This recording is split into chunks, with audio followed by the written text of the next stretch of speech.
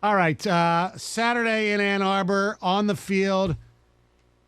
It was a beatdown, but it should have been much worse if Michigan had any creative designs of scoring touchdowns in the red zone. But that has been gone on for 2 seasons now, and it's worked okay since they have good records, haven't lost yet. So I guess we can't complain that much about it. But it was obviously 29-7. Michigan State covered by half a point if you had 22.5. It's just incredible how accurate Vegas is all the time, right? 22.5, of course, it's a 22-point win. I mean, it's like every game. I know. It's 1.5. Oh, it's a 1-point or 2-point game. It's just like, God, how are they so good? Obviously, the better team won, especially Michigan's offensive line did a really good job as always. Michigan State's offensive line sucked as always. I was a little surprised that Michigan State didn't target Jaden Reed more, but they were very successful with Keon Coleman in the first half, and that didn't work so well in the second half. And it was just methodical, and Michigan can just run the ball with anybody, and they proved it again. And Blake Corum had a great game. Donovan Edwards, did his part, and that's the ball game. Yeah. Ho-hum, basically. Yeah, I mean, it was just typical 1930s run fest. 30s. Come on. A-gap dive after A-gap dive and kicking field goals. And look, the one thing I will say, though, like, they better get that red zone stuff figured out. Yes. And like you said, like, they've had issues with it for a while now. You better not wait until things go bad before you start to address a problem. That was the one thing coming out of that game that, for me, honestly, as a Michigan fan, and John, I hope you don't take any umbrage to this, but I didn't really see anything out of Michigan that really gave me too much confidence that they could beat Ohio State. You know what I mean? Like, I didn't see if they were there, and that game was, call it what it is. I mean, it was a drubbing, right? Yes. Like, Michigan State's only offense was just a 50-50 ball to Coleman. Right. Once Michigan took that away, they just kicked their ass. It just is what it is. And that's, you turn 3 of those field goals into touchdowns. That's a 40-point game. Right. The 22 points was the game. The score was closer than the game was. I think it was, yeah. But that was just, watching it, it's just like you knew Michigan was just going to be stubborn and we're going to do what we do. We're just going to run, run and wear you out. And then the fourth quarter just completely dominate you and suffocate you, which it's a style of football that as offensive linemen you love. You love imposing your will on the defensive teams. But when you look forward and you just see the different styles of football, right? You watch Ohio State and you watch how fast they can score and, was Michigan going to be able to throw the ball to keep up with them? Like, those are some things that a lot of the same questions they had last year.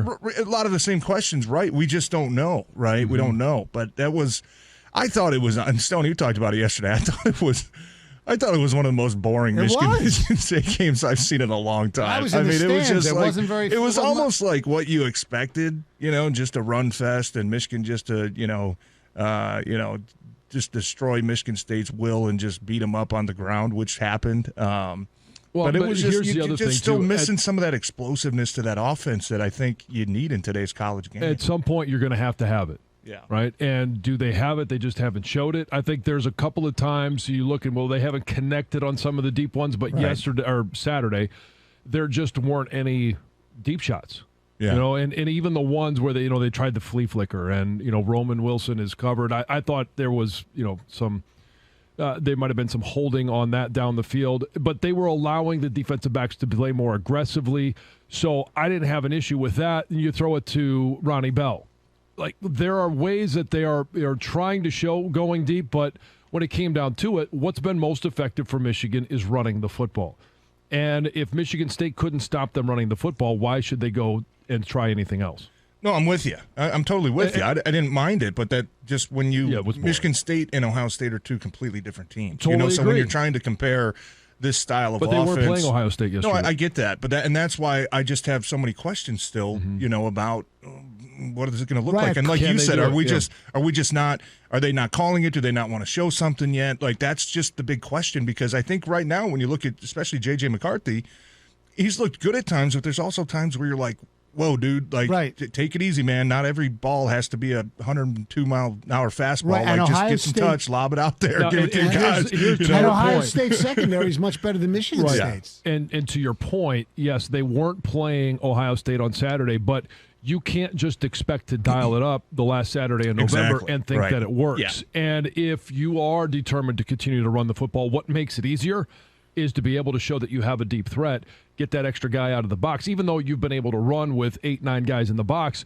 you've got to show different ways that defenses have to honor your receivers. Yeah. They've got to be at least alert and aware or concerned about your pass game, or else they're going to continue to load the box. And you can't just dial it up, like I said, in the last Saturday of November and think that it will be there. Well, now, here's what I did like about this version of Michigan's offense as opposed to what we saw last year is the called quarterback run. And you know, there are times when you could see it at the line of scrimmage, right? You're in man coverage, and all of a sudden everybody turns, they're covering receivers, and J.J. McCarthy hits his five-step drop and then takes off running. Mm-hmm. That was effective. What I didn't like it was when they did it in the red zone. That's not where I want J.J. McCarthy to be running. I don't want him running between the tackles. Compact, If you're gonna run J.J. McCarthy, it's a read option, and he's going around edge. We've seen that before. We did see it once. I think he did it, and it was like a 2-yard loss. But that's not the area where I want to see everybody spread out, and then all of a sudden J.J. McCarthy is trying to run between the tackles. Yeah, no, I'm with you. And it's kind of, style of play. It's kind of similar to what we see with the Lions, where it's a lot of run. You don't take a lot of deep threats. You know, your biggest threat most of the time in the passing game is your tight end, right? Kind of going over the middle of the field, like that. And like we said, I don't know. They could come out, next week against Rutgers and just throw the ball 50 times and throw for 400. But it's Rutgers. I get that, But if at least you see a crisp passing attack, I think that would make people feel more comfortable, because let's be honest, when you get against Ohio State, I think you're going to have to throw the ball to win. They can just score so fast. I don't think this is going to be a team this year that we saw last year. Michigan was just able to keep running the ball. They had stayed ahead of on the scoreboard. They stayed ahead of the sticks. They were able to just keep the ball on the ground the entire game. I don't know if this is going to be that same type of game when they get down to Columbus and when they play Ohio State. So that's where it's just, in my mind, I'm like, I'd like to see a little bit more explosiveness from the passing game before I start believing that this is actually a complete team. It's interesting because everybody's looking to that, and when you see what Illinois has been, it's going to be that's going to be a Illinois-Michigan, just a ground fest, because they have guys. Michigan should still win, obviously, but they have NFL guys on both sides of the ball. Oh, they do. In the scrimmage, in the trenches, and they have a really good running back. They do.